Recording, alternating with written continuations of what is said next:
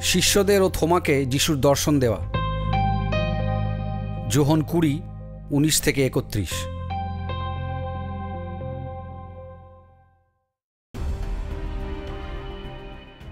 দিনটা ছিল রবিবার।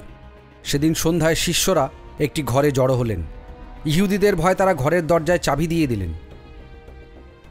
এমন সময় যিশু এসে তাদের মাঝে দাঁড়ালেন আর বললেন, তোমাদের শান্তি হোক। একথা বলার পর তিনি তাদেরকে তার হাত ও পাঁজরের পাশটা দেখালেন। শিষ্যেরা প্রভুকে দেখতে পেয়ে খুবই আনন্দিত হলেন। এরপর যিশু আবার তাদের বললেন, তোমাদের শান্তি হোক।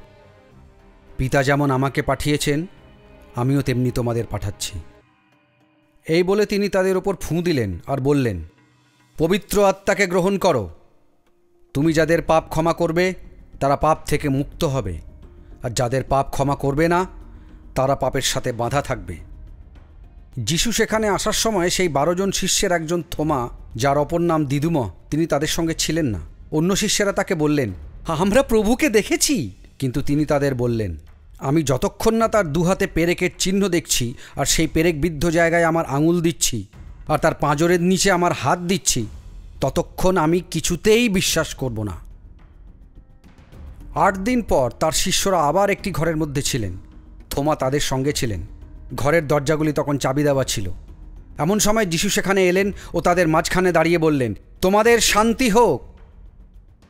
এরপর তিনি থোমাকে বললেন, এখানে তোমার আঙুল দাও আর দেখো, আমার হাত দুটি দেখো। তোমার হাত বাড়িয়ে আমার পাঁজরের নিচে দাও।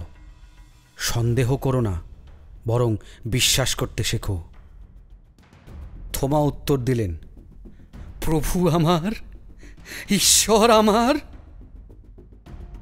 যিশু তাকে বললেন, তুমি আমায় দেখেছ তাই বিশ্বাস করেছ। ধন্য তারা যারা আমাকে না দেখেও বিশ্বাস করে।